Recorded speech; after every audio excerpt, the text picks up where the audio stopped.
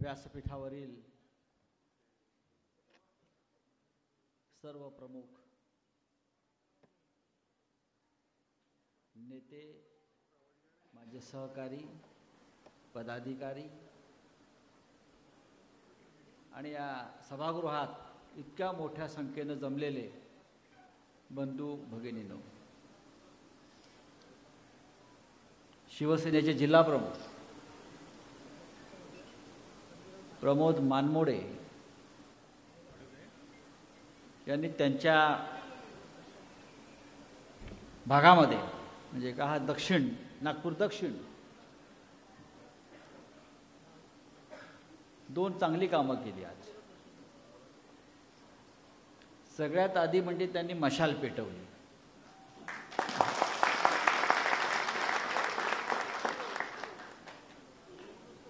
संपूर्ण विदर्भात त्याच्यामुळे या पेटलेल्या मशालीमुळे एक संदेश गेला की भविष्यात या महाराष्ट्राचं उपराजधानीमध्ये मशाल पेटेल आणि संपूर्ण विदर्भात या शिवसेनेच्या मशालीच्या प्रकाशानं विदर्भ उजळून दिले. अनेक वर्ष आपण प्रयत्न करतोय की धनुष्यबाणातून तीर या नागपूरमध्ये सुटावा. आज आपल्याकडे धनुष्यबाण राहिलेला नाही, मशाल आली. कदाचित हा एक संकेत आहे की आता मशाल पेटणार आणि ती नागपूरमध्येच पेटणार.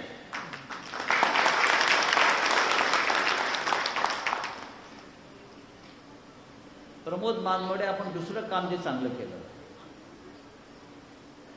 की हिंदू हृदय सम्राट शिवसेना प्रमुख बाळासाहेब ठाकरे यांना अभिप्रेत असलेलं रोजगार देण्याचं काम आपण नागपूरमधल्या या तरुण मुलांना आपण करताय. नवीन पिढीला माहीत नसेल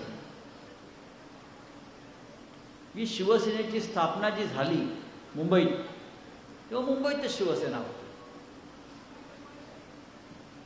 54 वर्षापूर्वी त्या शिवसेनेच्या स्थापनेचा मूळ उद्देशच हा होता की भूमिपुत्रांना रोजगार मिळालाच पाहिजे आणि तुम्ही देणार नसाल तर मग शिवसेना आपला हिसका दाखवेल. मुंबई महाराष्ट्राची राजधानी होती, आजही आहे. आणि त्या राजधानीमध्ये मराठी मुलांना, मराठी भूमिपुत्रांना, महाराष्ट्रीयन आपल्या लोकांना रोजगार न मिळता इतरांना रोजगार मिळायचा. मराठी माणसाची हेटाळणी व्हायची. बाळासाहेब ठाकरेंनी शिवसेना स्थापन केली आणि त्यांनी अखंड जर काम कोणतं केलं असेल, राजकारण नंतर करत गेले, पण एक अखंड काम जर त्यांनी कोणतं केलं असेल बाळासाहेबांनी, तर मुंबईसह महाराष्ट्रातल्या तरुणांना रोजगार देण्याचं, कोटाला लावण्याचं. आणि तो रोजगार देताना त्यांनी जात धर्म पंथ पाहिला नाही. जो महाराष्ट्राचा, जो या महाराष्ट्राच्या मातीत जन्माला आला, जो जय महाराष्ट्र म्हणतो, त्याचा या महाराष्ट्रातल्या रोजगारावर पहिला हक्क आहे. आणि अशा प्रकारचं काम नागपुरामध्ये आज मला प्रथम होताना दिसत आहे. मला आश्चर्य वाटलं, या राज्यामध्ये किती बेरोजगारी आहे, संपूर्ण राज्यामध्ये किती बेरोजगारी आहे हे मला एका विधानसभा मतदारसंघामध्ये मानमोडे आपण जो रोजगार मिळावा आज घेतला. हजारो मुलं तिकडे रांगेत उभी, विविध कंपन्यांनी इथे आपली लहानशी कार्यालये थाटलेली आहे, तिथे मुलाखती सुरू आहे आणि त्या रांगेमध्ये सगळे सुशिक्षित पदवीधर शिकलेली मुलं आपल्या हातामध्ये पदव्यांची भेंडुळे घेऊन उभी आहेत. हे आपल्या आजच्या महाराष्ट्राचं चित्र आहे. हे दुर्दैव, हे टाळ्या वाजवण्यासारखं हे नाही आहे. आपल्याला वाईट वाटलं पाहिजे की आपल्या महाराष्ट्रामध्ये जो महाराष्ट्र कधी काल संपूर्ण देशाचं पोट भरत होता. संपूर्ण देशात कोणी महाराष्ट्रात यावं, मुंबईत यावं, पुण्यात यावं, नागपूरला यावं, तो कधी उपाशी गेला नाही. त्याला रोजगार हा मिळतच होता, मिळतच राहिला. पण गेल्या काही वर्षापासून मुंबई असेल, महाराष्ट्र असेल, इकडला उद्योग, इकडला रोजगार हा महाराष्ट्राच्या बाहेर खेचून नेला जातो. बाजूच्या गुजरातच्या राज्यात नेला जातो. गेल्या 10 वर्षामध्ये किमान 12 ते 15 प्रकल्प महत्वाचे हे महाराष्ट्रातून गुजरातमध्ये केले. अनेक मोठी मोठी शासकीय कार्यालय, एअर इंडियापासून LIC पर्यंत अनेक सार्वजनिक उपक्रमाचे कार्यालय, त्याच्यामध्ये मोठ्या प्रमाणात रोजगार होता. त्याची सगळी मुख्यालयं महाराष्ट्रातली बंद केली आणि ती महाराष्ट्राच्या बाहेर नेण्याचं पाप सध्याच्या राज्यकर्त्यांनी केले. आणि दुर्दैव असं आहे की त्याविरुद्ध कोणी आवाज उठवला, त्याविरुद्ध कोणी बोललं तर तो गुन्हेगार ठरवला. बाळासाहेब ठाकरेंनी शिवसेना स्थापन केली तेव्हा त्यांचं एक महत्त्वाचं वाक्य होतं, राजकारण होतच राहते, पण त्या राजकारणामध्ये समाजकारण नसेल तर त्या राजकारणाला काही अर्थ नाही. म्हणून शिवसेनेनं आजही 80% समाजकारण, 20% राजकारण हे धोरण कायम ठेवलं. आणि आज प्रमोद मानमोडे आपण केलेलं काम हे 80% समाजकारणामधलं आहे. आणि शिवसेनेवर जी संकट आली आणि त्यातून शिवसेना उभी राहिली, वाचली, त्याचं कारण आपण केलेलं 80% समाजकारण.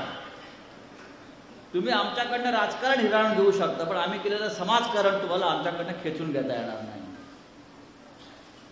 त्याच्यामुळे आपल्याकडून आपला पक्ष गेला, आपलं चिन्ह गेलं, आमचे आमदार फोडले, आमचे खासदार फोडले, पण आम्ही जे 54 वर्षामध्ये लाखो तरुणांना रोजगार दिला, लाखो कुटुंबाच्या चुली पेटवल्या, ते काम तुम्हाला आमच्याकडनं कधी हिरावून घेता येणार नाही. आणि तो समाज आजही आपल्या पाठीशी ठामपणे उभा आहे, म्हणून शिवसेना आज उभी आहे.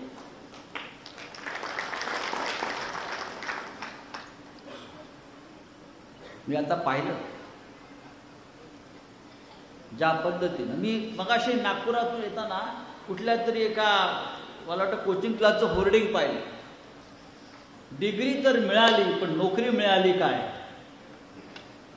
असं मगाशी मी कुठेतरी वाचलं. आणि मला या रोजगार मेळाव्याची आठवण झाली. मी त्याच रोजगार मेळाव्याला झालो. डिग्री मिळाली, डिग्री आपल्याकडे आहेतच, पण डिग्री मिळाली तरी नोकरी मिळाली काय, हा जो प्रश्न आहे, हा प्रश्न समाजातल्या सगळ्या वर्गाला. मोठ्या मोठ्या डिग्री आहेत, डिग्री न मिळता नोकरी देणारा एकच व्यवसाय आहे, तो म्हणजे राजकारण. जिथं आम्ही आहोत, आमच्याकडे कोणती डिग्री नाही, पदवी नाही, शिक्षण, जो फार अनुभव आम्ही घेतला त्यातून आम्ही राजकारणात उभे राहिलो. आमचे नरेंद्र मोदी प्रधानमंत्री आहेत, त्यांच्याकडे डिग्री आहे आणि नाही दोन्ही. जी डिग्री आहे असं म्हणतात ती खरोखर डिग्री आहे का याचा, आता खोटी डिग्री आहे, मी खासदार म्हणून बोलू शकत नाही, तुम्ही बोलताय. त्याच्यावर पार्लमेंटला चर्चा झाली की आमच्या प्रधानमंत्र्यांची डिग्री ही खरी आहे की खोटी आहे, पण प्रधानमंत्र्याकडे डिग्री नाही पण त्यांना देशातली सर्वोच्च नोकरी मिळाली आहे प्रधानमंत्री पदाची. आमच्या गृहमंत्र्याकडे कोणती डिग्री नाही, पण त्याला देशातली दुसऱ्या क्रमांकाची नोकरी मिळालेली आहे गृहमंत्री पदाची. हे जे चाललंय आपल्या देशामध्ये, पण या देशामधल्या बेरोजगारांची संख्या जी दिवसेंदिवस वाढते त्याच्यावरती कोणाकडे उपाय नाही. काही वर्षापूर्वी याच नागपूरमध्ये शिवसेनेनं बेरोजगारांचा मोर्चा काढला होता. तेव्हा 27 लाख बेरोजगार होते महाराष्ट्रात, आणि संपूर्ण देशामध्ये बेरोजगारांची संख्या 35 वर्षापूर्वी साधारण 5.5 कोटी होती. मोदींचं सरकार सत्तेवर येण्याआधी त्यांनी सांगितलं होतं की आम्ही प्रत्येक वर्षी 2 कोटी लोकांना रोजगार देऊ. 2 कोटी म्हणजे आतापर्यंत आपल्याला या देशामध्ये 20 कोटी लोकांना रोजगार मिळायला हवा होता. पण महाराष्ट्रावर, देशावर अनेक संकट आली. करोना काळात लोकांच्या नोकऱ्या गेल्या, नोटबंदीच्या काळात त्या संकटात लोकांच्या नोकऱ्या गेल्या. तरी आपण या राज्यामध्ये ठामपणे उभे आहोत. हा महाराष्ट्र लढणार आहे. हा महाराष्ट्र संघर्ष करणार आहे. छत्रपती शिवाजी महाराजांचं आपण नाव घेतो, बाळासाहेब ठाकरेंची प्रेरणा आपण घेतो. या दोन्ही नेत्यांचं वैशिष्ट्य असं की त्यांनी हे जनतेला सांगितलं की सैन्यालाही पोट असतं आणि सैन्य पोटावर चालतं, म्हणून त्यांना सगळ्यात आधी त्यांच्या हाताला काम दिलं पाहिजे, रोजगार दिला पाहिजे, त्यांचं घर चाललं पाहिजे. आणि फक्त नोकरी करून घर चालतं का नाही? आम्ही तर वारंवार सांगतो की मराठी माणसाला उद्योगात आलं पाहिजे. आज देशातल्या 10 उद्योगपतींची नावं घ्या, त्यात आपल्याला कुठे मराठी म्हणून दिसतो का? नाही दिसत. एक तर आपले पाय आपलेच लोक खेचतात, आपण दुसऱ्यांच्या हमाल्या आणि चाकऱ्या करतो.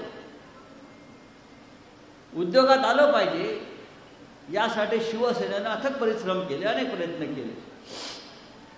पण प्रमोद मानमोडे यांना मी यासाठी मानतो की त्यांनी स्वतःचा एक बलंड उद्योग उभा केला, कष्टातून, संघर्षातून, आणि आज ते 5 ते 6 हजार लोकांना नोकऱ्या देत आहेत, रोजगार देत आहेत. आपण नोकऱ्या देणारे व्हायला पाहिजे, नोकऱ्या करणारे नव्हे, आपण नोकऱ्या देणारे व्हायला पाहिजे. ज्या दिवशी या महाराष्ट्रातली मराठी जनता, मराठी उद्योजक नोकऱ्या देणारा होईल, तेव्हा हा महाराष्ट्र अधिक प्रगतीपथावर जाईल. विदर्भ, नागपूर, आपण नेहमी म्हणतो विदर्भ मागासलेला, अजिबात मागासलेला नाही. विदर्भासारखी संपत्ती, नैसर्गिक संपत्ती, बुद्धिमत्ता, श्रम करण्याची ताकद ही जेवढी नागपूरसह विदर्भात आहे, मला महाराष्ट्रात इतरत्र कधीच दिसली नाही. हा भाग कायम संघर्ष करत राहिला. पण सुदैवानं म्हणा, दुर्दैवानं म्हणा, इकडले अनेक नेते महाराष्ट्राचे राज्यकर्ते झाले. नुसतं बोट दाखवतात. मुंबईचा या नेत्यानं ते केलं, पश्चिम महाराष्ट्रात शरद पवार साहेबांनी ते केलं, यशवंतराव चव्हाणांनी अमुक अमुक केलं. या सगळे संधी विदर्भातल्या आमच्या नेत्यांनाही उपलब्ध झाल्या होत्या, झालेल्या आहेत. आताही या राज्याची सत्ता विदर्भाच्याच हातात आहे.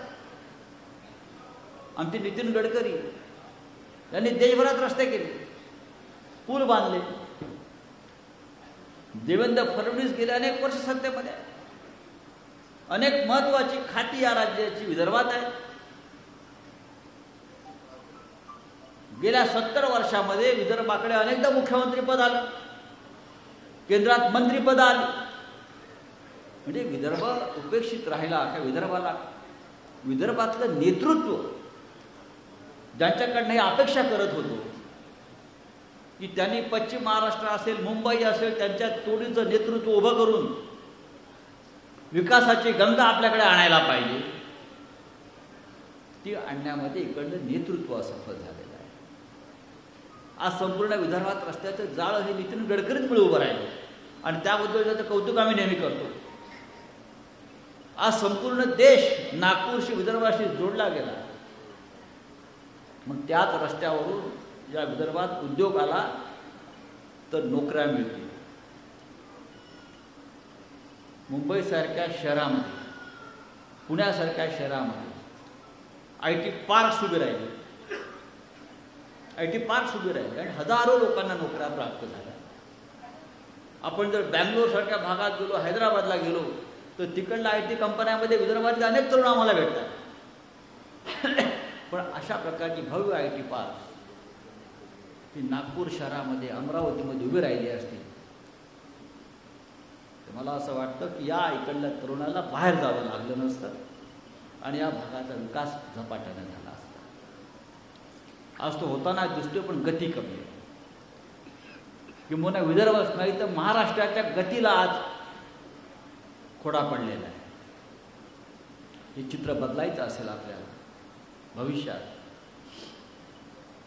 तरी राज्य बदलावं लागेल. या राज्यात जी लढाई सुरू केलेली आहे आम्ही परिवर्तनाची, ती दिशा लोकसभा निवडणुकीनं स्पष्ट झाली. विदर्भाने एक वेगळा निकाल दिला, महाराष्ट्राने एक निकाल दिला आणि देशाचे पंतप्रधान नरेंद्र मोदी यांना वाटत होतं की आपला पराभव कोणी करू शकणार नाही. मी अजिंक्य आहे, मी देवाचा अवतार आहे, मी विष्णूचा 13वा अवतार आहे. माझा जन्म हा नेहमीच्या पद्धतीनं झाला नाही, मी नॉन बायोलॉजिकल पद्धतीनं जन्माला आलो, म्हणजे आकाशातून पडलो. हे त्यांचं वक्तव्य, हे त्यांचं स्वप्न आहे. किती खोटं होतं हे जनतेने दाखवून दिलं. तुमचे पाय मातीचे आहात, तुम्ही आमच्यासारखे सामान्य आहात आणि आम्ही तुमचा पराभव करू शकतो हे या महाराष्ट्राच्या, उत्तर प्रदेशच्या जनतेने दाखवून दिलं आणि त्यांचं बहुमत आपण कमी केलं. जर हे बहुमत आपण त्यांचं कमी केलं नसतं या देशाचं संविधान ते बदलायला निघाले होते. या देशाचं संविधान पूर्णपणे बदलून या देशाची सत्ता काबीज करायची